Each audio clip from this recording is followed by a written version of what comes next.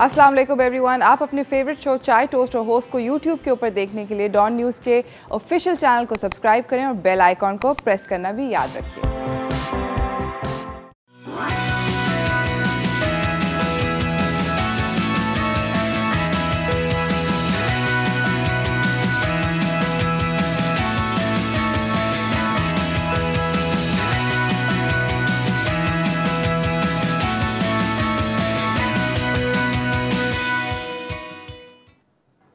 सलाम Pakistan, welcome to chai toast और host. I hope you guys are having a wonderful morning.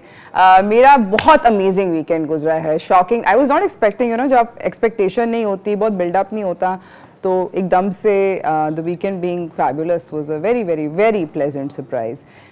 जुम्मे को भी मैंने बहुत फन किया। I'm trying to remember मैंने जुम्मे को क्या। Yes, I hung out with some friends and caught up with some people I had not met. Some कुछ दोस्तों के साथ बहुत अरसे से हैंग आउट नहीं किया था, तो उनके साथ कैच अप किया। जुम्मे को हफ्ते को मैंने जाके वो जो नई मूवी आई है murder on the Nile, yes that's the one, वो जाके मेरे सिनेमा में देखी। Very nice movie by the way, really really recommended, definitely go check it out. बड़ी मज़ेदार मूवी है, गैल गैडोट है, मतलब ऑल स्टार किस्म की कास्ट है और मर्डर मिस्ट्री है, so it's a lot of fun. मज़ेदार मूवी है, लाइक्स इट। एंड तक आप गेस कर रहे हैं कि किसने खून किया। And उसके बाद yesterday I went to this thing called Galentine's. Now I know कि 14th February is all around Valentine's and all of that, but I went to something that was extremely different and it was so much more fun. I think this is the most fun that I've had in a very long time. And basically ख़वातीन इकट्ठे हुई and it was just ख़वातीन, no boys. Even the servers were women, everyone was a woman. The photographer was a woman, the DJ was a woman, and just women, just had like a brilliant time. And I think कि ख़वातीन को एक दूसरे के साथ hang out करके मज़ा अक्सर करना चाहिए।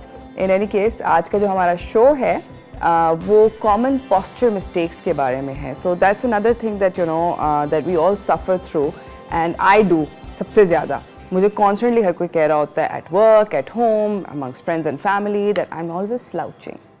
I'm always sort of like doing this, and I think it's an unconscious thing कि हम लोग ये करते हैं, but bad posture can actually lead to a lot of bad things, and I discovered this 2 years ago क्योंकि मेरा इतना terrible posture है, तो 2 साल पहले मेरे कमर में चुक पड़ गई।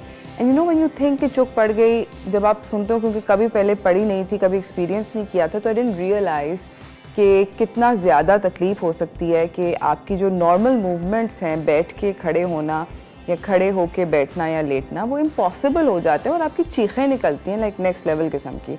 सो anyways that happened and it took a really long time for it to become better. 2 पूरे हफ्ते लगे थे ठीक होने में, नॉर्मल पे जाने पे। खैर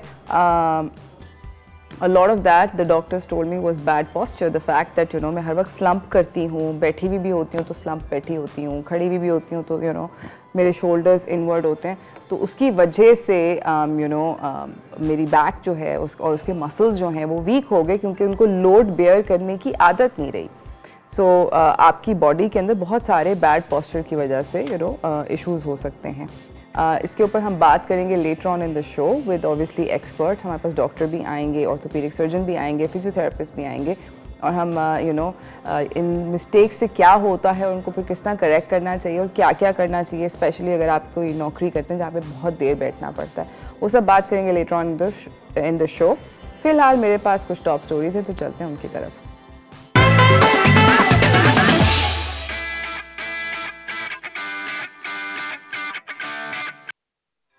तो पहली top story is from my beautiful city Karachi. मुझे कराची से आजकल बहुत प्यार हुआ है, लव हुआ है, क्योंकि खाने मैंने बड़े मज़ेदार खाए हैं। ये वाली जो टॉप स्टोरी है ये काफ़ी इंटरेस्टिंग है। ये बेसिकली पब्लिक प्राइवेट पार्टनरशिप के हम बहुत सारे प्रोजेक्ट्स के बारे में सुन रहे हैं। वन ऑफ द वंस जो कि अभी जिसके ऊपर काम हो रहा है वो सेंट्रल डेवलपमेंट वर्किंग पार्टी ने थर्सडे को कराची में जो सर्कुलर रेलवे था जो पहले यहाँ पे ऑपरेशनल था उसको क्लियर करवाया है, और एक मॉडर्न अर्बन रेलवे प्रोजेक्ट जो है उसको अनाउंस करा हुआ है। इसकी जो कीमत आएगी, इसके ऊपर तकरीबन जो खर्चा आएगा वो अप्रॉक्सीमेटली 270 बिलियन रुपीज़ का आएगा। इन्होंने जो CDWP जो हैं, इन्होंने इस्लामाबाद में डिप्टी प्लानिंग चेयरमैन कमीशन से मुलाकात करी और बेसिकली इसको एक इकोनॉमिक फोरम के अंदर फर्दर कंसिडरेशन कि किस तरह इसको आगे लेकर चलना है। सेक्रेटरी रेलवे ने ब्रीफ ये किया कि 43 किलोमीटर्स का ये डुअल ट्रैक है, यानी कि ट्रेन इस तरफ भी जाएगी और ऑपोजिट डायरेक्शन में, और इसके ऊपर अगर ये बनता है तो इसके ऊपर 30 तकरीबन बेसिकली स्टेशंस होंगे और डेली राइडरशिप जो एक्सपेक्टेड है वो दिन के 5 लाख लोग कम अज़ कम होंगे जो कि इसको राइड करेंगे और यूज़ करेंगे, क्योंकि एक बहुत बड़ी पॉपुलेशन गुज़रती है और ये जो स्टॉप्स हैं स्पेशली सर्कुलर रेलवे के, ये कराची के बहुत कंजेस्टेड एरिया में है। वन ऑफ देम बीइंग सदर, बेसिकली जहाँ पर अगर आपका कभी भी इत्तेफाक हुआ हो कराची आने का तो सदर में ट्रैफिक जो है जो नाइट में वहाँ पे जाना और वहाँ से वापस आना घंटों ट्रैफिक में गुजर जाते हैं। सो आई थिंक अगर ये हो जाता है ज़बरदस्त किस्म का काम होगा। इस तरह के बाय द वे और भी प्रोजेक्ट्स जो हैं वो अप्रूव हो रहे हैं और KCR के साथ साथ बहुत सारे अंडरपासेस हैं और फ्लाई ओवर्स हैं जो कि कराची की जो ट्रैफिक का सिचुएशन है उसको इम्प्रूव करने के लिए प्लान किए जा रहे हैं। अ lot of them being public private partnerships. इस बात का मतलब ये है कि इन्वेस्टर्स को बुलाया जाएगा ऑन बोर्ड कि वो पार्टनरशिप करें, वो प्रोजेक्ट बिल्ड करें and sort of take like X amount of money from the proceeds etcetera. किस तरह ये करने की किस और कब ये कंप्लीशन की तरफ जाएगा, we'll keep telling you as we know more. इसी के साथ मैं आपको अपनी अगली खबर की तरफ लेकर जाना चाहती हूँ जो कि again from the city of Karachi है, but this one is a really good one.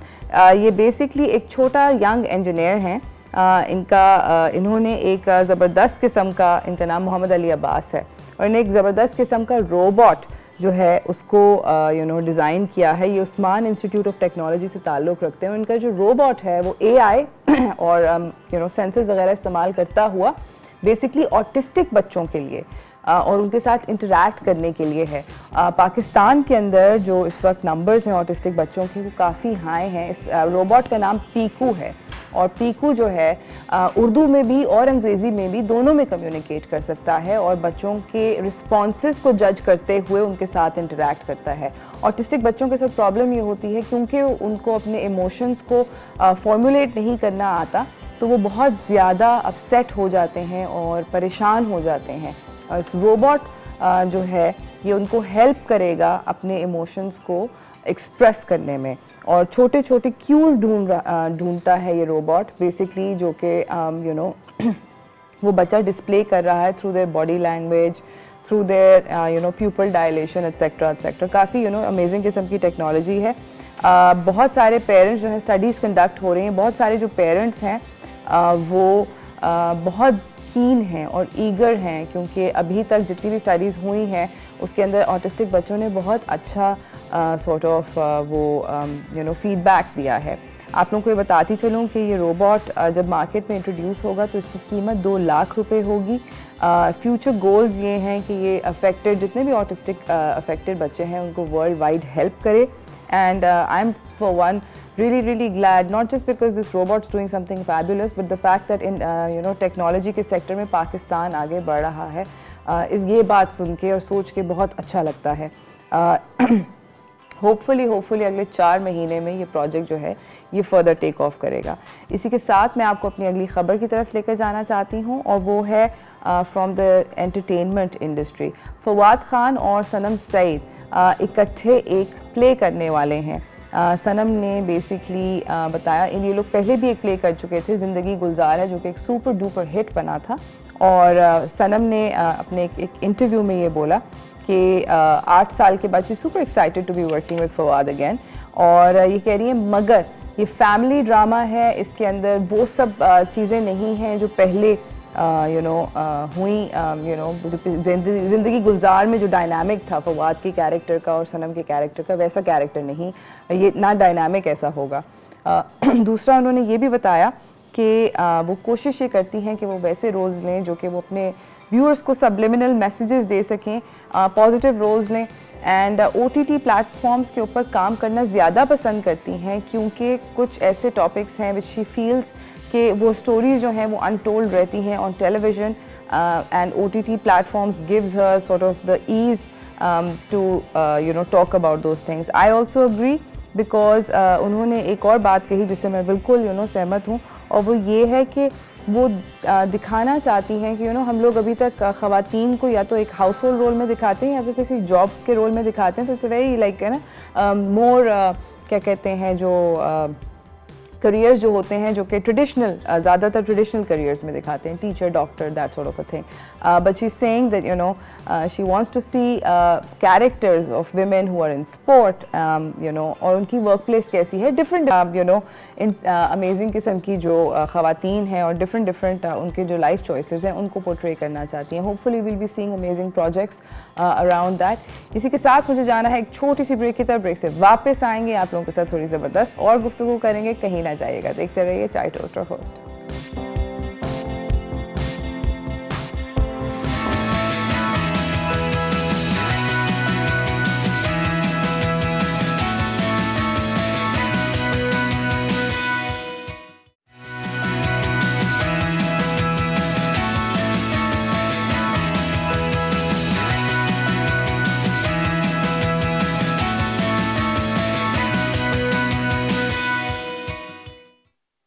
Welcome back from the break everyone. मेरे साथ में अगले मेहमान मौजूद हैं. कुछ बातचीत करना चाहते हैं, कुछ क्रिकेट के बारे में बातचीत करना चाहते हैं, तो चलते हैं व्हाट्स टोस्टिंग की तरफ.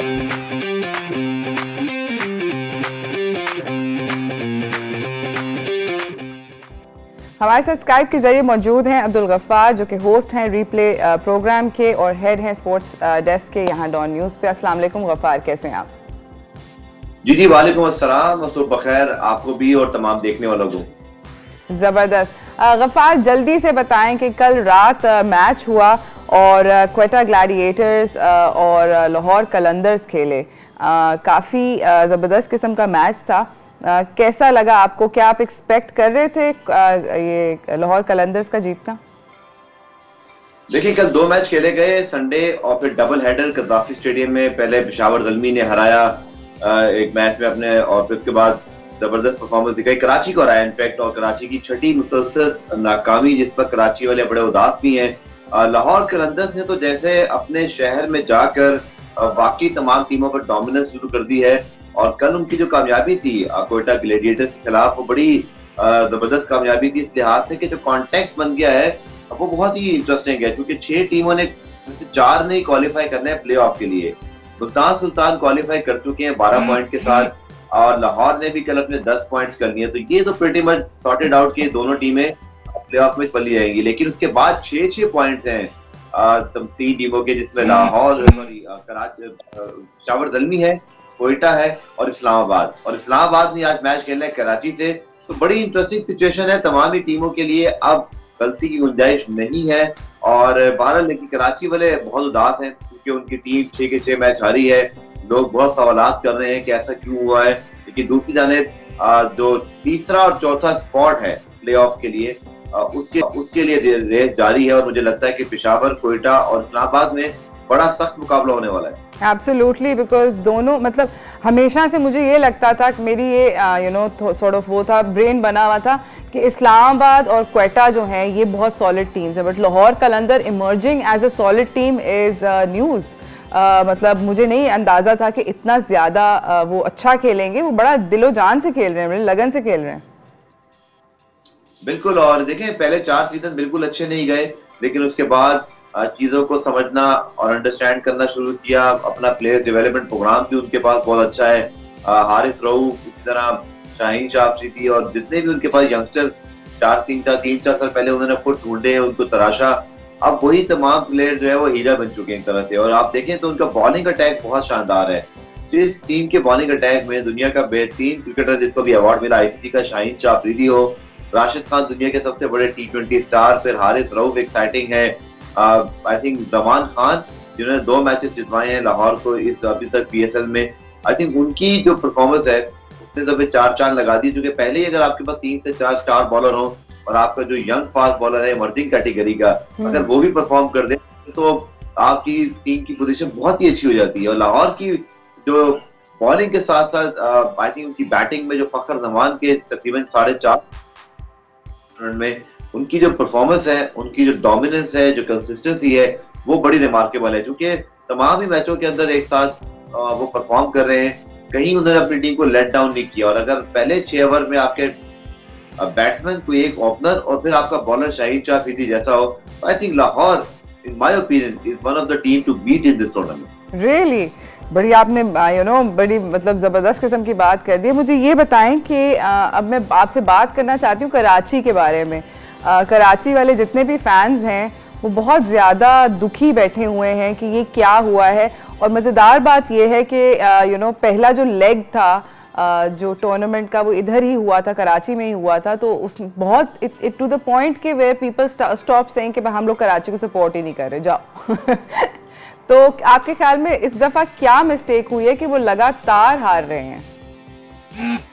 देखिए बहुत सारे मल्टीपल रीजंस हैं और 5 मैचेस अपने शहर में खेले थे और क्राउड भी अलाउ था, एडवांटेज होता है क्राउड का और यही एडवांटेज उठा रहा है और इस वक्त अपने शहर के अंदर। लेकिन कराची के जो मैं बताऊं आपको सबसे ज्यादा जो मुझे प्रॉब्लम नजर आता है इस पूरी कैंपेन के अंदर, जब ड्राफ्ट होता है ना, बहुत इंपॉर्टेंट है जहां पर आपको 20 खिलाड़ी सिलेक्ट करने होते हैं और वही खिलाड़ी जो आप सिलेक्ट करते हैं उसी की बुनियाद पे जो कॉम्बिनेशन बनाते हैं वही आपकी टीम की परफॉर्मेंस होती है। That simple.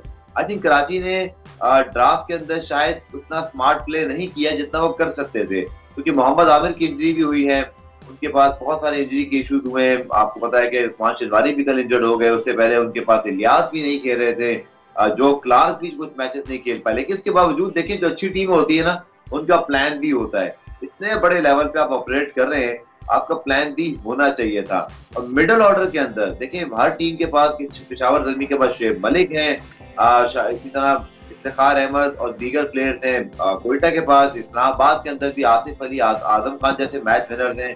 यानी कि हर टीम के पास, लाहौर के पास हफीज मौजूद हैं। तो मुझे समझ नहीं, कराची के जो सिलेक्टर्स थे या जो उनके प्लानर्स थे उन्होंने इस चीज को शायद महसूस ही नहीं किया कि अगर बाबर आजम या शर्जील खान टूर्नामेंट में नहीं चलेंगे या ये पार्टनरशिप क्लिक नहीं होगी तो हमारा प्लान बी क्या होगा। दूसरा, उनकी बॉलिंग में भी मोहम्मद आमिर की जानिब से बहुत फर्क पड़ा है। कोई इनके पास ऐसा स्पिनर नहीं है जेन्युइन जो कि मैच विनर हो। उनके पास मोहम्मद आमिर के अलावा कोई ऐसा फास्ट बॉलर नहीं है जो कि जिस तरह शाहीन शाह अफरीदी मैचेस जितवा सकते हैं, जैसे वहाब रियाज जितवा सकते हैं पेशावर ज़ल्मी को। तो मल्टीपल फैक्टर्स हैं और अब तो बाबर आजम के ऊपर बहुत तनकीद हो रही है। देखिए अच्छी बात ये नहीं है कि पाकिस्तान टीम के कप्तान जो कि तीनों फॉर्मेट में कप्तानी करते हैं वो पीएसएल की किसी टीम के कप्तान हो और तमाम के तमाम वो टीम 6 मैचेस हार जाए। तो I think it is very awkward sort of situation for Pakistan cricket. और बाबर आजम के ऊपर यकीन तौर पर इसका प्रेशर बहुत ज्यादा आ रहा है। अल्लाह ना करे कि ये प्रेशर उनका इंटरनेशनल क्रिकेट में आए, क्योंकि वहाँ उनके पास टीम अच्छी है। तो कहते हैं ना, आप उतने अच्छे कप्तान है जितनी अच्छी आपकी टीम है। तो टीम पाकिस्तान बहुत अच्छी है लेकिन कराची में ऐसी टीम नहीं बन सकी इस बार। एब्सोल्युटली, बाबर आजम अनडाउटेडली एक ज़बरदस्त किस्म के प्लेयर हैं। ये अभी आपने सिलेक्शन के बारे में बात करी, उसी के बारे में मेरा भी एक सवाल है, बिकॉज काफ़ी ज़बरदस्त किस्म के सपोजिटली सेलेक्टर्स थे कराची किंग्स के पास। ये जानेंगे और इसके ऊपर थोड़ी सी और गुफ्तगू करेंगे, मगर इस ब्रेक के बाद कहीं ना जाइएगा, देखते रहिए chai toast host.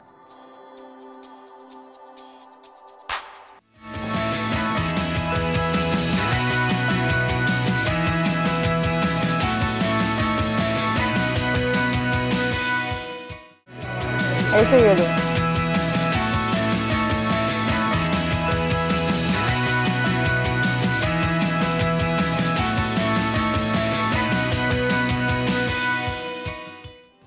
Welcome back from the break everyone. हमारे साथ स्काइप के जरिए मौजूद हैं अब्दुल गफ्फार साहब, जो कि होस्ट हैं रीप्ले के और हेड हैं यहाँ पे डॉन न्यूज़ पे स्पोर्ट्स डेस्क के। गफ्फार, जानने से पहले आपने बोला था कि ड्राफ्ट के अंदर ही पता चल जाता है कि टीम की कैसी परफॉर्मेंस होगी।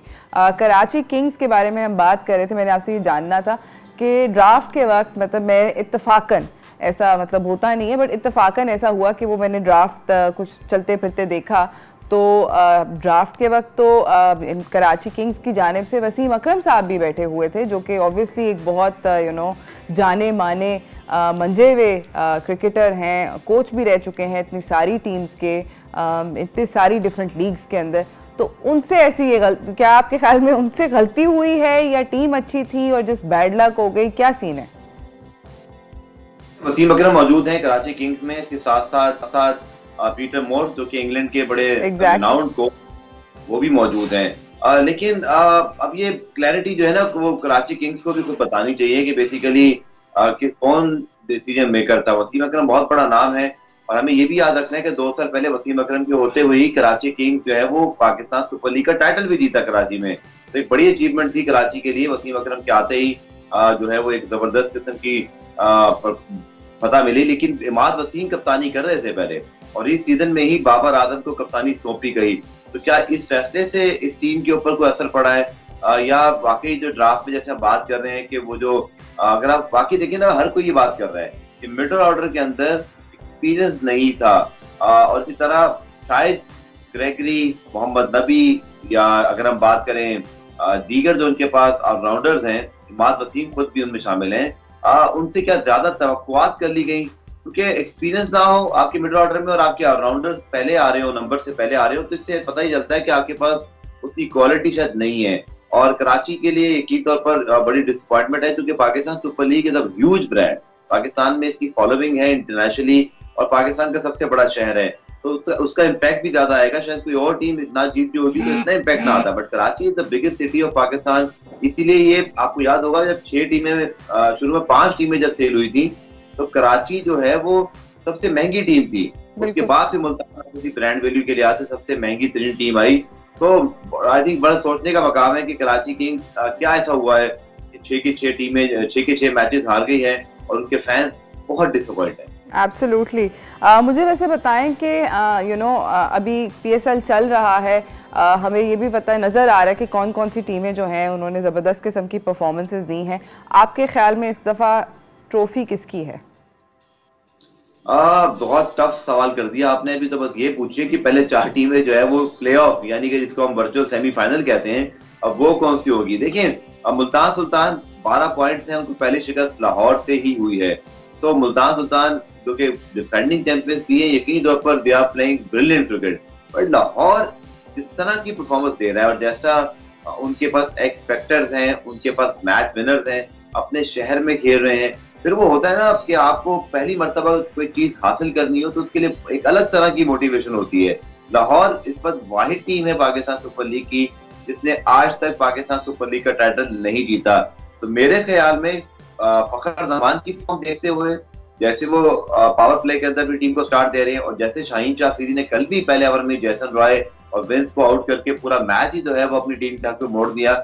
So Lahore definitely, I repeat my words कि वो definitely they are a team to beat in this tournament। और बाकी 2 टीमें जो है ना वो कौन होगी ये भी बड़ा सख्त जो है वो कंपटीशन है, जो कि इस्लामाबाद के 6 पॉइंट्स हैं, आज वो खेले कराची से, अगर आज वो मैच जीतते हैं तो 8 पॉइंट के साथ दिया है ना वेरी गुड पोजीशन। लेकिन अगर खुदा ना खास्ता कहते हैं ना कराची की वो सिचुएशन होगी जहाँ ये पार्टी स्पॉइलर हो गए हैं कि मतलब हम तो सनम डूबे हैं, आपको भी ले डूबेंगे, वो वाली बात ना हो। बिल्कुल किसी एक यानी कि पेशावर ने तो कराची को हरा दिया, लेकिन अगर कोयटा और इस्लामाबाद अपना मैच गलती से हार गए कराची से तो फिर उनके लिए जो है वो लेने के देने पड़ सकते हैं। तो अभी 3 टीमों के दरमियान सख्त मुकाबला है। आज जो मैच है इस्लामाबाद का कराची का और फिर जो पेशावर कोयटा कल मैच हो रहा है, आई थिंक बड़ी हद तक हमें इन 2 मैचों के अंदर 2 दिनों के अंदर पता चल जाएगा कि कौन सी 4 टीमें आगे जा रही है। बिल्कुल एब्सोल्युटली। मुझे बताएं कि जो आज का मैच है बिटवीन पेशावर एंड क्वेटा, उससे क्या एक्सपेक्टेशन है आपकी? देखिए पेशावर क्वेटा तो कल मैच होगा बड़ा जबरदस्त, लेकिन आज जो मैच है इस्लामाबाद और कराची वो तो मैंने गिव अप कर दिया है। देखिए बात यह है, मुझे लगता है कि कभी कभी ऐसी सिचुएशन बन जाती है जब आपने 6 के 6 मैचेस हार गए, कराची शायद थोड़ा सा अपोलॉजी हमारे पास कहते हैं we have nothing to lose. अच्छा ऐसी सिचुएशन में आप किसी ऐसी टीम के लिए बड़ा खतरा बन जाते हैं। अच्छा कहानी कुछ ऐसी है कि हमें लग रहा है कि अभी जिस तरह गफार कह रहे थे कि potentially Karachi can play very fearlessly and शायद क्या पता वो बहुत टफ टाइम दे दें अपनी अपोजिंग टीम को, पोटेंशियल है इस बात के अंदर। I hope to see at least 1। वैसे मैं as a Karachi fan I want to see एक तो मतलब जीत होनी चाहिए। ऐसा तो नहीं हो सकता कि सारा का सारा beginning to end it should just be boring boring boring. Let's see, let's hope and pray that Karachi is able to maybe win 1 match, क्यों नहीं। Anyways thank you so much Ghaffar, आपका आने का बहुत बहुत शुक्रिया and we'll be keeping a close eye on the PSL and hopefully talking to you again. इसी के साथ नाज़रीन मैं छोटी सी ब्रेक की तरफ जा रही हूँ, ब्रेक से वापस आएंगे। जिस तरह मैंने आपको बात कही थी कि will be talking about better postures and how they affect हमारी हेल्थ पे क्या क्या उसका असरअंदाज हो सकता है, ये सब जानेंगे ब्रेक के बाद। तो कहीं ना जाइएगा, देखते रहिए चाय टोस्ट होस्ट।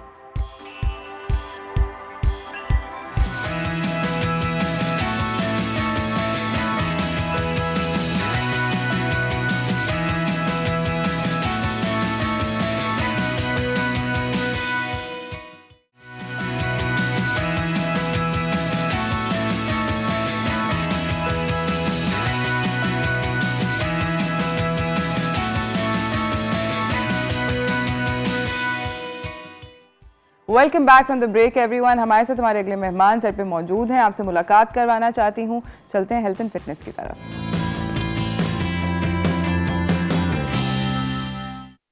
हमारे साथ यहाँ पे मौजूद हैं doctor Syed Akmal Sultan, orthopaedic and trauma surgeon हैं। अस्सलाम वालेकुम, कैसे हैं आप? बिल्कुल ठीक ठाक।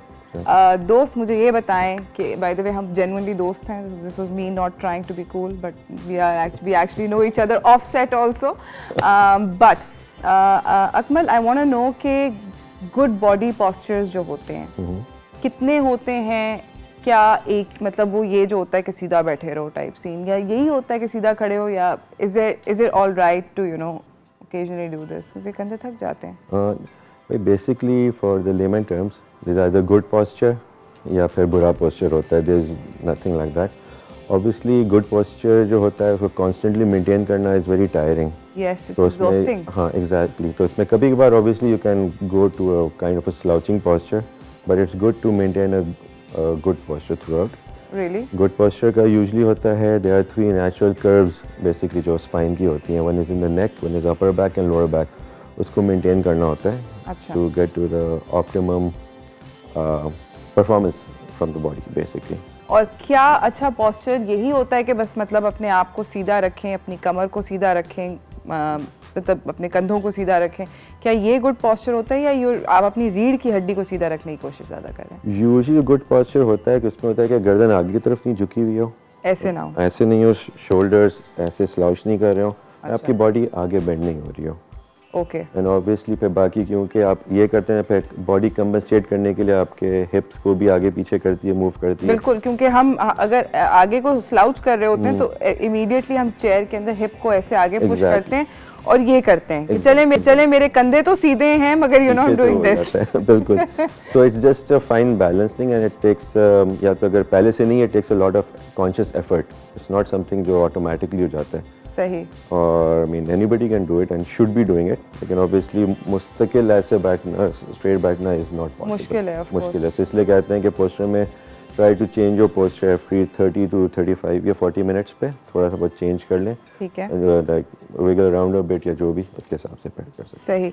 अच्छा, मुझे बताएं कि अगर हम स्लाउच करते हैं और परपेचुअल मतलब सीरियल स्लाउचर्स हैं, यू नो ऐसे, मैं भी हूँ। मैं भी हूँ।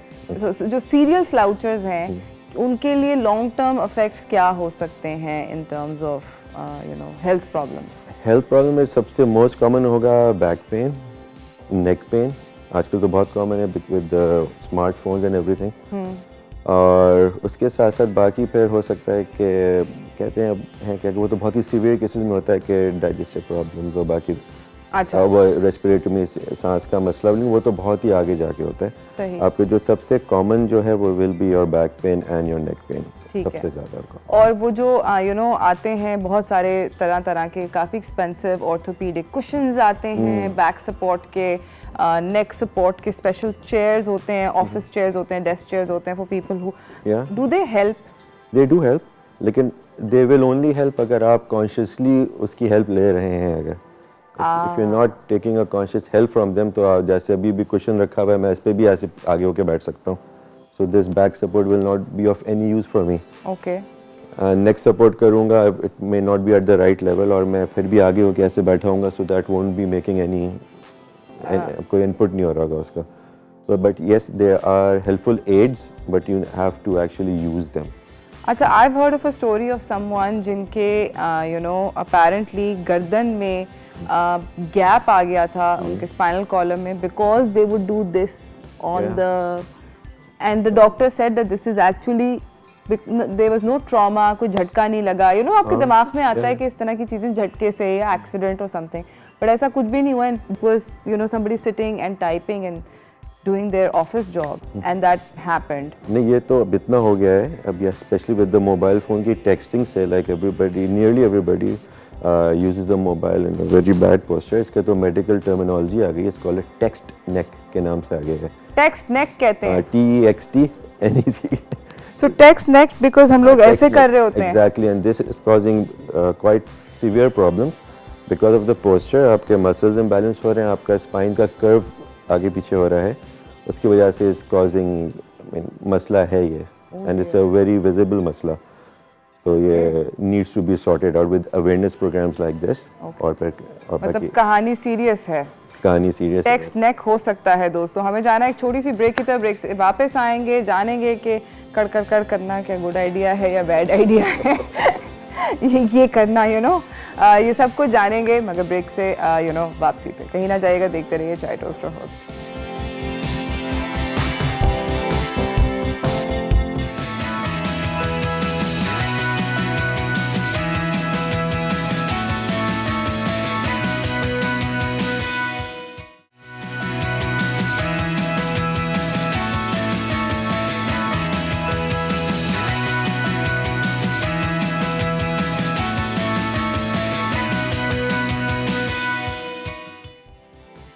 Welcome back from the break everyone. हमारे साथ यहाँ पे डॉक्टर सैयद अकमल सुल्तान मौजूद हैं, ऑर्थोपीडिक और ट्रॉमा सर्जन हैं.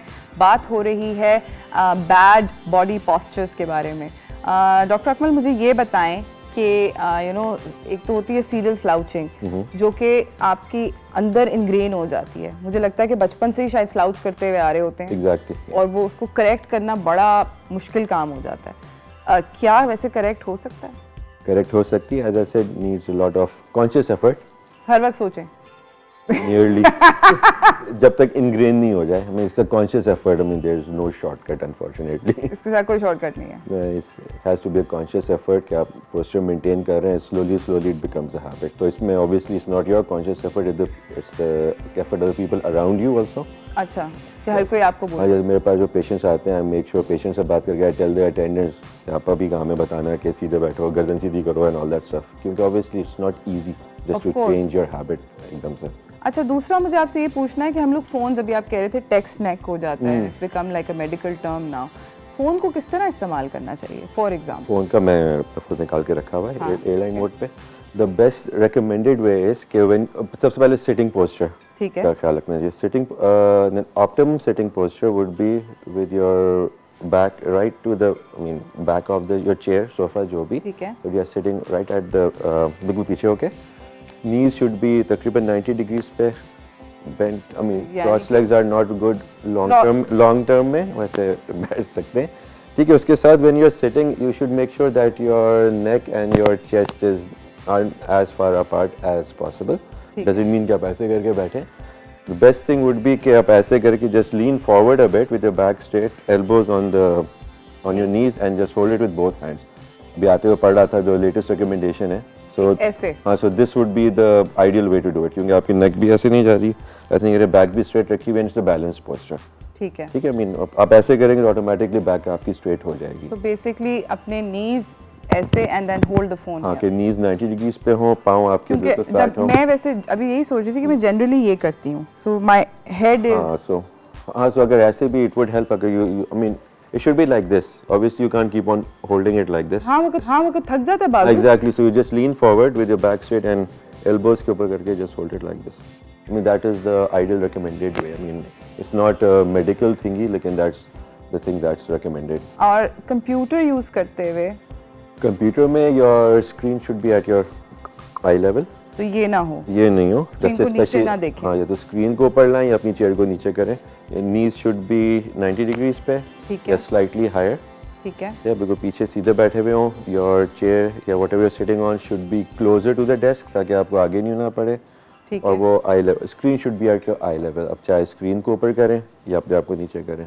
तो लैपटॉप वगैरह का थोड़ा ख्याल रखना पड़ता है इसमें. अच्छा, मुझे अब यहाँ पर ये, क्योंकि फ़ोन स्क्रीन ज़िंदगी का अब एक हिस्सा बन गया सैडली, मुझे ये बताएं कि आप जब हम बेड में लेटे होते हैं रात को तो हर कोई अपना फ़ोन देखता है. हार्ड फैक्ट कि everyone checks their messages and stuff. And मैं और I read also, lots of people go through their social media. I tend to do it on my side, मतलब एक करवट के ऊपर मैं फ़ोन या अपने एक हाथ में पकड़ के करते हैं, क्या ये बैड है? देखिए, मोबाइल फ़ोन या टैबलेट या एनीथिंग को साइड पे लेट के is not an issue posture wise. ये posture should be correct in either case whether you are using it और नॉट. इसमें बेसिकली होता है कि आपकी neck should be in line with your spine and your knees shouldn't be, आप बिल्कुल hunch होके नहीं लेटे हुए हो. ठीक है. That is the only thing. Otherwise if you are lying on your side, जहाँ तक टैबलेट या कोई एनी स्क्रीन यूजेज की बात है सोने से पहले, that's a different issue altogether. That's not associated with your posture. That's just sending signals to your brain. वो आई पे स्ट्रेन पड़ा होता है, ग्लेयर आ रही होती है. That's a separate issue altogether. ठीक. अच्छा, दूसरा मेरा यहाँ पे सवाल है जो कि थोड़ा सा कंट्रोवर्शियल हो जाएगा. वो ये है कि मुझे ये लगता है, और मुझे नहीं, ज़्यादातर ख़वातीन को ये लगता है कि हम जैसे ही हील पहनते हैं तो हमारा पोस्चर बेहतर हो जाता है. Okay. Because we are, when you're on an incline, तो आप, immediately your shoulders do go back to a certain degree. Yeah. It does straighten most people up. Do you think heels? Okay, depends on the size of the heel. To be very honest. ठीक है. But the high heels में obviously आपको posture होता है, but that's your body compensating for the forward tilt. आपको जब poster करेंगे तो आप आगे बेंड करते हैं, तो बॉडी कंपनसेट करके पीछे जा रही होती है. So that's not actually straightening of the posture, that's just compensating for a bad posture. So that will tire you out and then again उस पर फिर आपके एंकल्स एंड फीट पे जो जोर आ रहा होता है वो लोड आता है. So that's our feet are not designed कि इस पे करें. ऑब्वियसली वेयर हील्स मना नहीं कर रहा किसी को, लेकिन जब ज़रूरत हो तो पहन लें, लेकिन it's not a constant thing. मतलब ज़्यादा ना हील पहने, लाइक कॉन्स्टेंटली पहनना, I don't think it's healthy for your feet and the back. पहने ज़रूर, आई एम नॉट सेइंग कि नहीं पहने, लेकिन जब ज़रूरत हो तो पहने, वरना ना पहने. Not as an everyday constantly. नहीं, बिकॉज बहुत सारी खवातीन who specially work in offices, वो लोग तो उसमें बैठे हैं, ऑफिस में बैठे हैं, when they are at the desk, I mean, take them off. Yeah, take them off where you are more comfortable. Use your court shoes या whatever पहन लें. उसके बाद when you are walking around, you have to go somewhere, then slip on your heels. and it's a balance वाली बात है. ठीक है. Like there is no right or wrong in this, just that what keeps you comfortable. Right. अब मैं आपसे ये पूछना चाहती हूँ कि a lot of people, like right now I'm sitting straight, and जब से ये हमने शो स्टार्ट किया तब से मैं सीधा बैठने लगी हूँ. I am now feeling pain in the mid of my back, like between my shoulder blades. Yeah. And I feel like every time I correct my posture and I try sitting straight, I'm like, it's so painful. It's so much more easier to do this. हाँ, exactly, because our body are used to it now. तो best होता है इसमें back support कर लें. Like ये जो question मैंने भी पीछे की तरफ रखा हुआ है, क्या मैं भी सीरियल स्लाउचर ही हूँ. तो मेरे भी कांस्टेंट अभी कॉन्शियस एफर्ट के साथ कर रहा हूँ.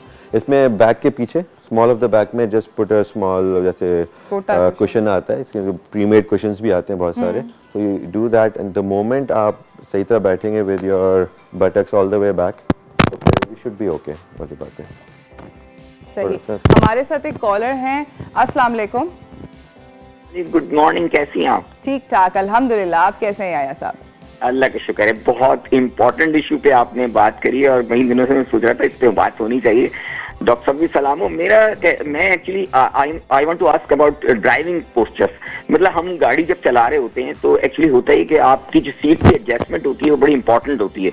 आपका लेग कितना लंबा जाना चाहिए, आप घुटने आपके मुड़े रहते हैं, ये एक मुझे बताइए. दूसरी बात है डॉक्टर, ये मुझे पूछना है कि अगर आप किसी जैसे कंप्यूटर पे काम कर रहे हैं, आप कंटिन्यूस काम करें, तो आपको एक पोस्चर पे बैठे हुए हैं, तो कितना इंटरवल के बाद आपको पोस्चर चेंज करना चाहिए और उठ के आपको इधर उधर होना चाहिए? एक तो ये सवाल. दूसरा एक और सवाल मेरा रह गया है, वो ये है कि मैं अगर पेन फील कर रहा हूँ किसी पोस्चर में, तो हम उसके लिए मुझे क्या करना चाहिए? कि मुझे पेन फील हो रहा है एक पोस्चर में बैठे हुए, तो अगर उसकी रेमेडी के लिए मुझे क्या करना चाहिए? ये मेरा सवाल है. Thank you so much. Okay, बीच वाला सवाल पहले सबसे आसान था कि अगर कॉन्स्टेंटली आप बैठे हुए हैं किसी स्टैटिक पोस्चर में, तो इट्स रिकमेंडेड अराउंड आधे घंटे पौने घंटे में थोड़ा सा पोस्चर चेंज कर लें. Can stand up, straighten your back, और फिर दोबारा बैठ जाएं. प्रोलॉन्ग पोस्चर में बैठे रहेंगे तो ऑब्वियसली स्टिफनेस होगी एंड इट्स दर्द होगा. There is no way around it. तो थोड़ा सा आपको मूव अराउंड करना होगा. अगर किसी पोस्चर करेक्ट करने में या उसमें अगर दर्द हो रहा है, तो उसमें बेस्ट रहता है कि आइदर आपका पोस्चर ख़राब है उसकी वजह से दर्द हो रहा है, या कुछ और मसला चल रहा है. तो अगर कॉन्स्टेंटली हो रहा है, it's best to see your doctor and discuss with the doctor कि वो ऐसा क्यों हो रहा है. Then they might be some other reason. और पहला सवाल था ड्राइविंग पोस्चर में, सबको आदत होती है कि पीछे करें, कूल लग के चलाएं, गाड़ी पीछे स्लाउच करें, हाथ ऐसे करके चलाएं, सीट बिल्कुल पीछे करके, दैट्स द रॉन्ग पोस्चर। इसमें भी है जैसे डेस्क पे बैठने के लिए सीट थोड़ी आगे होनी चाहिए, कंफर्टेबल होनी चाहिए, बैक स्ट्रेट होनी चाहिए ताकि आपके नेक भी पीछे लग रही हो, और नीज़ का है कि भाई 90 डिग्रीज पर थोड़ा सा ऊपर हो, and you will find your correct posture your self. बस आप ये देखें कि आपको अपना फंक्शनैलिटी देखनी है, अपने वो कूल पना थोड़ा सा इसको इग्नोर करें, स्पेशली अगर लॉन्ग ड्राइव पे जा रहे हैं। ज़बरदस्त। This is I am sure hopefully yeah yeah this was helpful for you. मुझे ये बताएं कि ये इस तरह करके बहुत लोग फ़ोन आंसर करते हैं, तो ऐसा तो नहीं करना चाहिए। और उसके हैंड्स फ्री एक ही जवाब है इसका, टू वर्ड आंसर है, हैंड्स फ्री यूज करें, हैंड्स फ्री यूज करें। और कोई एक्सरसाइजेज हैं जो कि पोस्चर को फिक्स करती हैं? There are different exercises depending के कहाँ का पोस्चर ख़राब है। Number one, it takes a conscious effort के सीधे रहें। दूसरी जो चीज़ होती है कि मसल स्ट्रेचिंग एक्सरसाइज होती हैं, but then if you look it up online, Google करके देखें लॉट्स ऑफ जैसे एक्सरसाइज जो अगर डेस्क पे बैठे हुए हैं, नेक की स्ट्रेचिंग एक्सरसाइज होती हैं, शोल्डर की रोलिंग एक्सरसाइज होती हैं, ऐसे कर लिया, नेक को मूव कर लिया, तो ये सब होती है। लेकिन फिर भी अगर सही नहीं हो रहा, then I think you might need to visit a physiotherapist और after consultation with a doctor के स्पेसिफिक एक्सरसाइजेस सिखाएं जो आप खुद ही ऑब्वियसली घर पे करें, that will strengthen your muscles and hopefully get your posture back to the ideal one, near ideal. Thank you so much doctor Akmal, आपका आने का बहुत बहुत शुक्रिया। जाते जाते कोई मैसेज देना चाहेंगे व्यूअर्स को? पोस्चर सीधा बैठे I mean, just take care of the way we use our mobiles. Basically, that's the most common thing nowadays. I mean, घर में especially बच्चे जो हैं उनको ज़रा ट्रेन करते पीछे पड़े रहें, उनको अपने पीछे लगा दें, आप उनके पीछे लग जाएं कि सब एक दूसरे को करेक्ट करते रहेंगे। That's the only way to do it, क्योंकि that's about it. Amazing. Thank you so much doctor Akmal. इसी के साथ नाज़रीन हमें एक ब्रेक की तरफ जाना है, ब्रेक से वापस आएंगे, थोड़ी सी और बातचीत करेंगे पोस्चर्स के बारे में, ठीक तरीके से बैठने के बारे में, अपने आप को करेक्ट करने के बारे में। कहीं ना जाइएगा, देखते रहिए चाय टोस्टर host.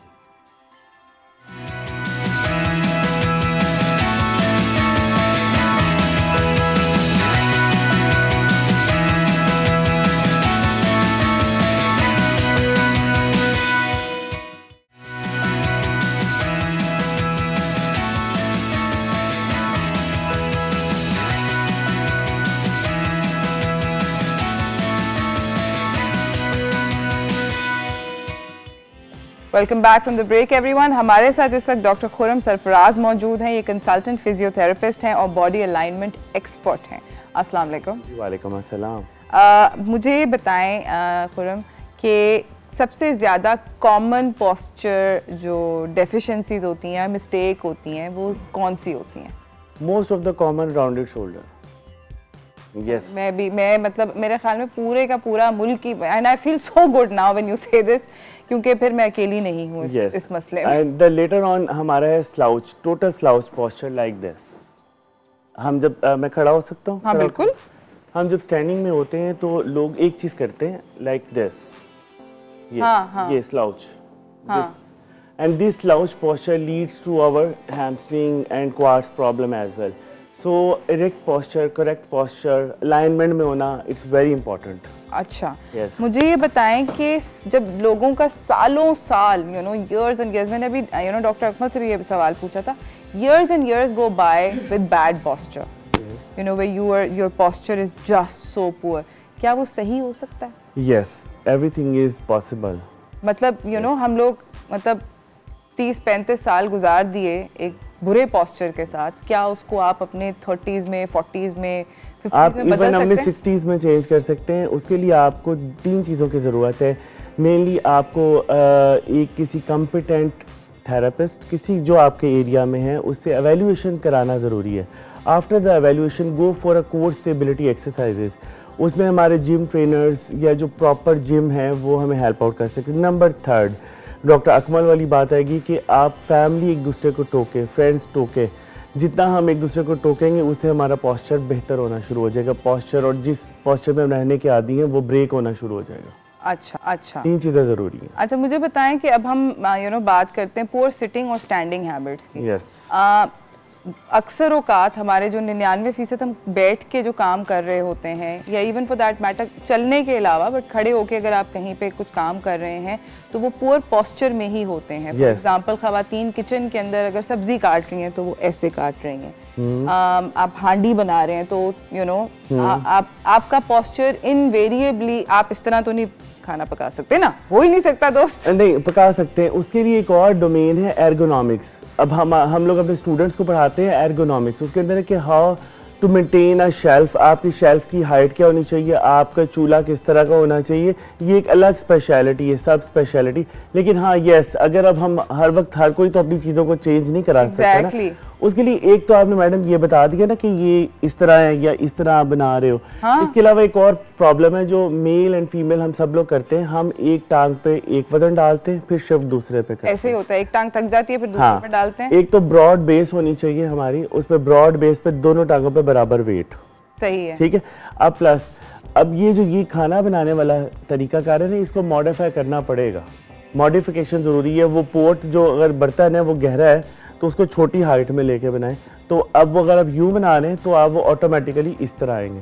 Otherwise elbow related problems बहुत ज़्यादा आती है। लोगों की कोई दर्द होता है, हमारे क्लिनिक्स पे लोग अगर आए तो tennis elbow, golfer's elbow, student elbow, different तरह के एल्बोज की हमारी वो जो प्रॉब्लम है ना उसकी सब कैटेगरीज हैं। तो उसको करेक्ट करने के लिए तो हम लोगों को, जिस तरह खाने की बात है, तो आपको ऊंचे पैन के बजाय नीचा पैन लेना चाहिए। और किसी को अगर एल्बो का प्रॉब्लम होना स्टार्ट हो गया तो जो खाना बनाने वाला चम्मच है उसके हैंडल को थोड़ा मोटा करेंगे तो उससे वो प्रॉब्लम कम होना शुरू होगी। और फिर प्लस कहूँगा कि नियर बाय थेरेपिस्ट से कंसल्ट ज़रूर करें। सही, क्योंकि हर बंदा दूसरे से मुख्तलिफ है, हर किसी की बॉडी फर्क है, बिल्कुल। तो उसके लिए एक एक्सपर्ट ओपिनियन ले लेना बेहतर है। अच्छा, ज़बरदस्त। अब मुझे ये बताएं कि अच्छा हमें ब्रेक पे जाना है, मगर मेरा सवाल ब्रेक पे जाने से पहले जो मैं पूछना चाहती हूँ, कड़ाके निकालना। मैं अक्सर जब भी अपना अपना नेक रोटेट करती हूँ या ऐसे करती हूँ तो कड़ कड़ कड़ कड़ कड़ आवाज़ आती है। क्या ये ख़तरे की घंटी बज रही है या ये ओके की रिपोर्ट है? इसका जवाब लेंगे हम लोग ब्रेक के बाद। कहीं ना जाइएगा, देखते रहिए चाय टोस्टर होस्ट।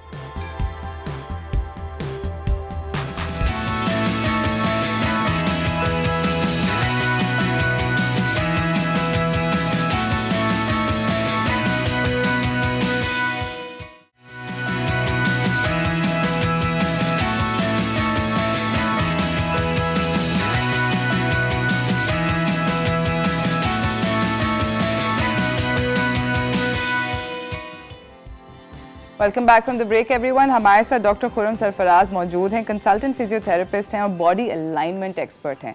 बात हो रही है पोस्चर्स के बारे में। अभी ब्रेक के अंदर कड़ाके लोगों ने डिस्कस करने लग गए थे, मगर मैं आपसे ये पूछना चाहती हूँ कि क्या ख़तरा होता है कि अगर आप अपना हल्का हल्का करें और टक टक की आवाज़ आए, या नीज़ के अंदर से टक टक की आवाज़ आए गोइंग अप एंड डाउन के अंदर, इज़ दैट द पॉइंट कि हम फिजियोथेरेपिस्ट को सीख करें या किसी डॉक्टर से मशवरा करें? यस, आप फिजियोथेरेपिस्ट से कंसल्ट करें, लेकिन आप खुद कड़ाके और पटाखे मत निकालें, which is quite risky. Specially neck को लेके लोग बार्बर शॉप्स पे जाते हैं और इवन सैलून्स पे भी माइट भी हो, मसाज के दौरान वो गर्दन को अपनी तरीके से वो कड़ाके निकालते हैं, या हम उसे मैनिपुलेशन कहते हैं। वो आपको नहीं करवाने। आप फिजिकल थेरेपी से पहले कंसल्ट करें। अगर वो अलाउ करता है और करती है तो then go for it by proper physical therapist. अच्छा, मतलब जाके आप पे ना करें। खुद नहीं करना, खुद करेंगे तो इट इज बिग रिस्क। हाँ, मतलब बहुत ज्यादा कुछ। इवन देखिए, आप गर्दन को निकालेंगे पटाखे तो हो सकता है कि आपके गर्दन का मनका ही टूट जाए, या हो सकता है कि आपको वो एक लेवल होता है वहाँ पर उसे हम टेट्राप्लेजिया बोलते हैं, आपके हाथ पैर मफलूज हो जाते हैं। Oh my. तो इट इज रिस्की। और even being physical therapist, a consultant from last 11 year, मैं खुद देख सोच के इस पे काम करता हूँ। हर पेशेंट के ऊपर नहीं किया जा सकता। Everyone is not eligible for manipulation. उसको एवेल्यूएट किया जाता है, चेक किया जाता है कि आइदर इस पे ये चीज़ करनी है या नहीं करनी, फिर डिसीजन लिया जाता है। Every patient is not eligible for manipulation. सही। अच्छा, मुझे बताएं कि जब रात को सो रहे होते हैं, स्लीपिंग पोस्चर्स, क्या मतलब एक वो होता है कि सीधा लेटो, सीधा तो मुझसे तो नहीं लेटा जाता। मतलब मैं जितना भी कोशिश करूं कि मैं इस तरह मतलब एक आई कांट डू इट। मैं करवट पे ही लेट सकती। करवट पे ही लेटना चाहिए। उसके लिए रिकमेंडेड तरीका ये है कि जिस तरह ये कुशन है, इस तरह कुशन या पिलो आपने इन बिटवीन योर लेग्स रखते हैं। ओके। सोते वक्त, ठीक है। आपका जो इसके अलावा एक बारीक सा कुशन ले लें या एक चादर ले लें। जब आप करवट लेंगे तो आपकी ये साइड जो आती है, जो नीचे आती है, वहाँ पर भी आपने एक पतला सा कुशन या तकिया रखना है। यस, बहुत पतला सा। देखिए एक खाम आता है ना कमर में। हाँ। अगर हम विजुअल्स में डिफरेंट आप इंटरनेट पे देखें तो आपको स्लीपिंग पोस्चर में विजुअल्स मिलेंगे, good sleeping posture and bad sleeping posture, ये हर कोई देख सकते हैं, कॉमनली आपको नजर आ जाएगा। तो स्लीपिंग पोस्चर में इन बिटवीन योर लेग्स आपने कुशन रखना होता है, बिल्कुल। यस, और आप वो रखेंगे तो कुछ अरसे के बाद आप उसके बगैर सो नहीं सकेंगे। नी आपके टच होंगे तो आपको डिस्टर्बेंस फील होगी। ये रखने का मकसद ये है कि जब हम इसको रखेंगे तो हमारी जो स्पाइन है वो अलाइन रहेगी, अदरवाइज स्पाइन टेढ़ी होना शुरू हो जाएगी इसके बगैर। और बहुत से ऐसे लोग हैं कि उनको सोने का तरीका गलत है, उसकी वजह से भी उनकी कमर में दर्द निकल आती है, हिप में पेन निकल आती है। तो सोने के तरीके में एक आपने in between your leg cushion रखना है। आपने अपनी कमर की इस वाली साइड पर, आप साइड लाइन पर हैं तो कोई पतला सा चादर को तय करके वो रख लें, या बारीक सा कोई कुशन, बहुत बारीक सा कुशन वो इस साइड पर रखें। और अपना बहुत सॉफ्ट पिलो लें। ठीक है। हाई पिलो नहीं लेना, क्योंकि हाई पिलो लेने से हमारा नेक का पोकिंग चेन, या जब हम अपनी टर्मिनोलॉजी बोले तो सर्वाइकल स्पॉन्डिलोसिस, उससे होने के चांसेस ज़्यादा हैं। सही। उसके बाद क्या होता है, जब अगर नेक का प्रॉब्लम आ जाता है, हाथ सोना शुरू हो जाते हैं। तो सिर्फ सोने के तरीके से या सिटिंग के तरीके से हम अपने आप को बहुत सारी प्रॉब्लम से बचा सकते हैं। सही। बहुत सारे लोग जब खड़े होते हैं तो वो कहते हैं कि उनकी फ्लैट बैक है। और मैंने ये भी सुना है, बहुत कंप्लेन होती है कि मेरी टांगे के अंदर ऐसे करंट सा दौड़ने लग जाता है। बहुत लोग कंप्लेन करते हैं। इनफैक्ट अभी थोड़े दिनों पहले मेरे कोवर्कर ने बोला कि मेरी टांगों के अंदर करंट दौड़ है, और कुछ भी नहीं, हम लोग खड़े हुए थे, कोई मतलब कोई बहुत मुशक्कत का भी काम नहीं था as such, but you know said के ये क्यों होता है? अच्छा, मुशक्कत का काम होगा, रीज़न क्योंकि खड़े होना और बैड पोस्चर में खड़े होना वो बहुत मुशक्कत है बॉडी के लिए इटसेल्फ। ओके। मुशक्कत होगी, उस बंदे को पता होगा वो खड़ा बड़ी मुश्किल से होगा, क्योंकि कभी वो इधर शिफ्ट हो रहा होगा, कभी वो इधर शिफ्ट हो रहा होगा। तो जो फ्लैट बैक है उसको कवर करने के लिए हम पेल्विक फ्लोर की कुछ एक्सरसाइजेस कराते हैं। अब उसमें ये कि पेल्विस को मैं अपने पे करके बता देता हूँ कि अगर हमारी बिल्कुल स्ट्रेट बैक आ जाती है, बिल्कुल स्ट्रेट बैक आ जाती है लाइक दिस, ठीक। हाँ। तो हम लोगों ने पेल्विस फ्लोर को, ये हिप को पकड़ के हम इसको सेट करते हैं। अब जब वो सेटिंग में जाती है, ठीक है, ये देखें, अब ये हमारे सेटिंग में जाएगी तो पीछे से कमर का जो खाम है वो बेहतर होना शुरू होगा, आगे के मसल लेंथन होंगे, चीज़ें बेहतर होना शुरू होंगी। तो उससे ये है कि हमारी जो पोस्चर है वो एक तो बेहतर होना शुरू हो जाएगा, और जो कमर दर्द है वो एब्सोल्यूट होना शुरू हो जाएगी, ग्रेजुअली कम। लेकिन प्लस वही कहूँगा कि आपको थेरेपिस्ट बेहतर तौर पे बता सकता है। जिनको जहाँ पे बॉडी में पेन है वो अपने नियर बाय थेरेपिस्ट से ज़रूर कांटेक्ट करें। तो मतलब यानी कि टांगों में करंट गुजरना किसी के, या सुन होना टांग का, इसका मतलब ये कि कमर में मसला है। यस, वो कमर के मोहरे का मसला हो सकता है, आपके हिप जॉइंट का मसला हो सकता है। एक कॉमन प्रॉब्लम है पिरिफॉर्मिस सिंड्रोम, हिप के मसल, हिप, ये हमारा हिप है, ठीक है, इसके अंदर मसल्स होते हैं, वो छोटा सा मसल होता है, उसके अंदर नस दब जाती है और हम कहते हैं पूरी टांग में दर्द है। हाँ। और आम तौर पे टांग में दर्द आ जाए, हर टांग में जो दर्द आती है उसे हम शैटिका बोलते हैं आम टर्मिनोलॉजी में। बिल्कुल। और अगर और लेमैन में चले जाए तो लोग क्या कहते हैं, हर टांग में दर्द आ गई, दोनों, ओहो तुम्हारे मोहरे खराब हो गए, कमर के मोहरे का मसला है। कमर के मोहरे का लाजमी नहीं कि कमर के मोहरे के मसला हो भी सकता है, लेकिन मोस्ट प्रोबेबली ये पट्ठों की वजह से होता है, मसल्स की वजह से। सही। सो मसल्स करेक्ट करें, पोस्चर को बेहतर करें। तो और बैठें कैसे, क्या करेक्ट पोस्चर है? ऐसे बैठें जिस तरह मैं बैठा हूँ, बिल्कुल ठीक। आपकी हिप लगी हुई है कुशन सोफे के बैक से? यस, बिल्कुल। और वो मतलब, और आपने अपनी टांगे सीधी रखी हुई, और मैं जिस तरीके से बैठी हुई हूँ अपनी टांग पे टांग रख के, क्या ये करना चाहिए? कर लेना चाहिए, रिकमेंडेड नहीं है कि आपने यूं ही बैठना है। Yes, but this is army posture, और ये पोस्चर बेहतर है जो जिसमें मैं बैठा हूँ, ठीक है। ठीक है। बट हम टांग पे टांग रख के बैठ सकते हैं, बैठ सकते हैं, लेकिन ये नहीं कि 4-4 घंटे हम एक टांग पे रख के बैठे हुए हैं। हाँ, क्योंकि ऑफिस में अक्सर होता है। मैक्सिमम 15 मिनट, उसके बाद यू शुड चेंज। अब इस तरह नहीं आपने बैठना। एक चीज़ और बता रहा हूँ कि इस तरह नहीं बैठना। हम मर्द हज़रात सब इस तरह बैठ जाते, लेडीज़ भी बैठ जाती हैं जब हम कैजुअल बैठे हो, नहीं बैठना। इससे प्रॉब्लम ये होगी कि अब मैं यूँ बैठा हूँ तो ये मेरा हिप जॉइंट ऊपर, यहाँ पे मसल के ऊपर प्रेशर पड़ेगा, तो वो जो पिरिफॉर्मिस बता रहा हूँ वो इसकी वजह से भी निकल सकता है। आप यूँ बैठ सकते हैं, ये मैं इस पोस्चर को कायदे-ए-आज़म की सिटिंग पोस्चर बोलता हूँ, क्योंकि कायदे-ए-आज़म ऐसे ही बैठते थे।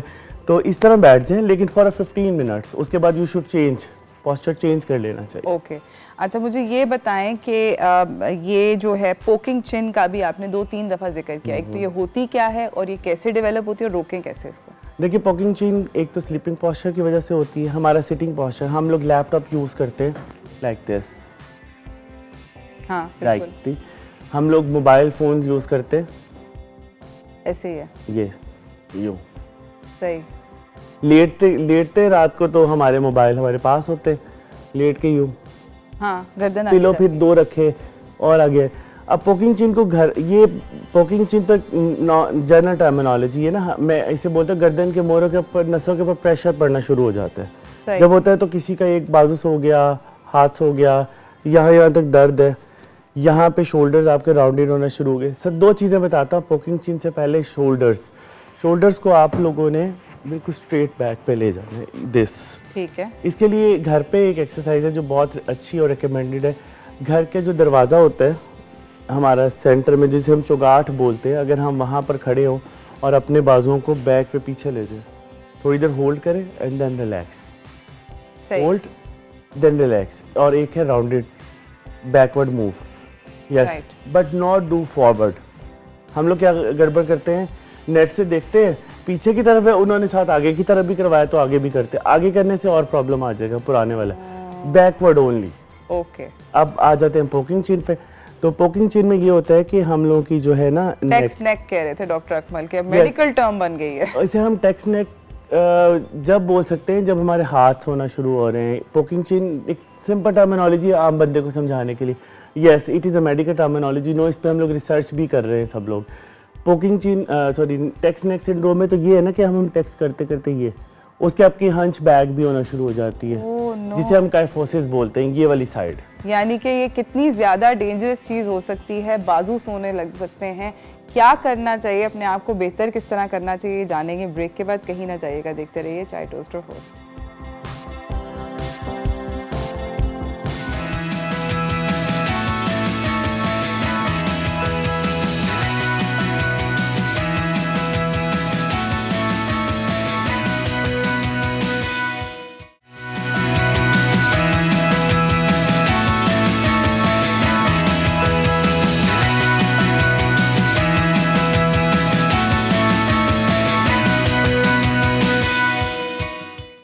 Welcome back from the break everyone. हमारे साथ डॉक्टर खुरम सरफराज मौजूद हैं, कंसल्टेंट फिजियोथेरेपिस्ट हैं और बॉडी अलाइनमेंट एक्सपर्ट हैं। बड़ी ज़बरदस्त बातें बता रहे हैं, फिट किस्म की टिप्स दे रहे हैं, सोने से लेके, बैठने से लेके, खड़े होने से लेके। मुझे ये बताएं कि अभी आप पोकिंग चिन की बात कर रहे थे, हमने ये तो देख लिया कि पोकिंग चिन कैसे होती है, फिक्स कैसे करें दोस्त? यस, घर पे फिक्स करने का बेस्ट वे है कि आपने अपने शोल्डर्स को अलाइन करना है लाइक दिस, ठीक है, और लाइक दिस। कैमरा अगर मेरी तरफ देख ले तो मैं कैमरा देख रहा है कैमरा आपको। Hold for a 6 second initially, 1 2 3 4 5 6 and relax. ये 6 सेकंड होल्ड आप इनिशियली 3 to 5 डेज करें, उसके बाद ग्रेजुअली से बढ़ाना शुरू कर दें टिल 15 सेकंड्स। आपकी नेक का जो प्रॉब्लम है वो सेटल होना शुरू हो जाएगा, वो जो दर्द हो रही है। यस, शुरू में आपको होल्ड करने में इसके 2 फायदे हैं, पोकिंग चिन जो है वो बेहतर होगी और जिनकी डबल चिन है वो भी बेहतर हो जाएगी। ओह यस, जबरदस्त, मतलब ये तो फिर खवातीन को करना चाहिए, डबल चिन बेहतर होने लगी है। वो मेकअप उनका वहाँ से बच जाएगा, कंटोरिंग वहाँ नहीं करेंगे तो इससे बेहतर हो जाएगी, डबल चिन जबरदस्त। अच्छा मुझे ये बताएं कि हम लोगों ने बात करी शियाटिका को टच अप ऑन किया था। शियाटिका पेन इतना ज्यादा कुछ लोगों को होता है और जनरली उस एज पे होता है जहाँ पे जब उस बहुत ज़्यादा बुरा हो जाता है सर्जरी पे चली जाती है बात। और ये एक तो होता क्यों है और क्या टाइमली फिजियोथेरेपी आपको बचा सकती है? यस, फिजियोथेरेपी बचा सकती है। एक्चुअली 4 रीजंस की बेस पे हो सकते हैं। अगर ये हम पहले कॉमन चीज़ बोलते हैं, जो लोग बोलते हैं कमर के मोरे की वजह से, ठीक है मान लिया, यस कमर के मोरे की वजह से हो सकता है। कंप्रेशन आया, ये वर्टिब्रा है, वहाँ पे कंप्रेशन आ गया और टांग में दर्द आ गई। दूसरा है मसल वीकनेस की वजह से, हमारे सेंटर ऑफ द बैक के साइडों के मसल्स पे पेन आती है, उसे हम पैरास्पाइनल मसल वीकनेस बोलते हैं। उस मसल की वीकनेस की वजह से, एक वर्ड बोला था मैंने, पिरिफॉर्मस सिंड्रोम, हिप के अंदर मसल होता है और उसके अंदर नस दबती है तो टांग में दर्द आती है, पिरिफॉर्मस सिंड्रोम। सब प्रॉब्लम्स की सॉर्ट आउट करने के लिए फिजियोथेरेपिस्ट हेल्प आउट कर सकता है। कमर का मोहरा अगर 75% से ज़्यादा आपके नर्व को कंप्रेस कर रहा है, तो डेफिनेटली वो इनिशियली सर्जरी होगी। वो इंसान को फौरी तौर पे पहले सर्जरी पे चले जाना चाहिए। कॉम्पिटेंट थेरापिस्ट और कॉम्पिटेंट जो ऑर्थोपेडिक सर्जन है, ट्रॉमा स्पेशलिस्ट जो भी है, वो बेहतर तौर पे आपको बता देगा कि हाँ जी इसका ऑपरेट करा लें या इसको फिजियो करा लें। सेम इस तरह फिजियोथेरापिस्ट भी गाइड आपको कर देगा। ये दो चीज़ें हैं, इस तरीके से आप सेटल कर सकते हैं। अब यस, अगर पट्ठों की वीकनेस की वजह से थेरापिस्ट आपको with in 14 to 25 sittings maximum में आपको कवर अप कर देगा इस प्रॉब्लम से, लेकिन डिपेंड करता है patient to patient. Patient perception भी तो होती है ना। समटाइम्स आपके क्लिनिक में पेशेंट आता है, उसको सिर्फ कमर में चुक पड़ी होती है और वो स्ट्रेचर के ऊपर आ रहा होता है। समटाइम्स ऐसा होता है पेशेंट का मोरा निकला होता है और वो चल के आ रहा होता है। तो पेशेंट की पर्सनैलिटी पे भी डिपेंड करता है रिकवरी। सही। हमारे पास टाइम का मुकाबला सख्त हो चुका है। आपके ख्याल में किस पॉइंट पर मतलब फिजियोथेरेपी या फिजियोथेरेपिस्ट को या किसी डॉक्टर को सीख करना चाहिए? देखिए, बॉडी पेन आना, हमारे लाइफस्टाइल इतना एक्टिव है कि बॉडी कभी कंधा खिंच गया, कभी कमर खिंच गई, किसी दिन उठे हैं तो गर्दन पे स्पैज़म है। हमें जब ये चीज़ें होना शुरू हो जाए तो फौरी तौर पे किसी स्पेशलिस्ट से कांटेक्ट कर लेना चाहिए। वो आपको गाइड कर देगा कि go for a core stability exercises. और अब हमारे पास इतने वैरायटी ऑफ जिम्स आ गए अच्छे, जहाँ पर आप कोर स्टेबिलिटी जाके करा सकते हैं, नहीं तो थेरेपिस्ट भी आपको इसमें हेल्प कर सकते हैं। ज़बरदस्त, थैंक यू सो मच आपका आने का। You welcome. जाते जाते नाजरीन को कोई मैसेज देना चाहेंगे? गुड पोस्चर पे फोकस करें, ठीक है। आपका ख़राब है तो आप अपने बच्चों का अभी से करेक्ट करना शुरू कर दें, तो ये एक बहुत बड़ी एडवाइस होगी। आने वाली नस्ल तो बेहतर हो ना हमारी। Thank you so much doctor Khurram, आपने आकर हमें इतना कुछ बताया और जल्दी जल्दी में इन्होंने बहुत कुछ सिखाया। आई होप कि आज के शो से आप सब लोग अपनी ज़िंदगी के अंदर जो दर्दें हैं छोटी मोटी, उनको सिर्फ छोटी छोटी चीज़ों से, छोटे छोटे टिप्स दिए इन्होंने, उनसे बेहतर कर सकते हैं। और अगर कुछ ज़रा बड़ा किस्सा है तो डॉक्टर खुर्रम को ज़रूर फ़ोन कीजिए या इनके किसी कॉलीग को फ़ोन कीजिए और रब्ता करके अपने आप को एवेल्यूएट करवाएं कि एक्चुअली में मसला क्या है। पता चले कि यहाँ पर दर्द हो रही है मगर मसला कमर की वजह से है। We also been told that कि it could be something else completely. तो गूगल डॉक्टर ना बने, डोंट बिकम गूगल डॉक्टर, जाके किसी सही नॉलेज के पास जाइए। इसी के साथ मुझे मेरी टीम को आज के लिए इजाज़त दीजिए। Keep your self safe and keep your self in good posture. Allah Hafiz.